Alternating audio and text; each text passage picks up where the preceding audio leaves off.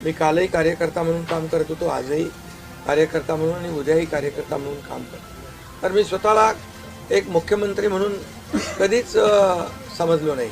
मी एक common man म्हणून काम केलं। मुख्यमंत्री सीएम म्हणजे कॉमन मॅन अशी माझी धारणा, आणि त्या कॉमन मॅनच्या धारणेमुळे मला कॉमन मॅनमध्ये जाताना कुठलाही प्रोटोकॉल कुठलाही अडथळा येत नव्हता, कारण मी स्वतःला ते समजत होतो। आणि मी मनाशी एक निश्चय केला होता की या कॉमन मॅनसाठी, या सर्वसामान्य जनतेसाठी या महाराष्ट्रातल्या सरकारमधून आपण काही ना काही केलं पाहिजे। आणि म्हणून कारण मी देखील एक सर्वसामान्य कुटुंबातून आलो आहे, शेतकरी कुटुंबातून, सर्वसामान्य कुटुंबातून।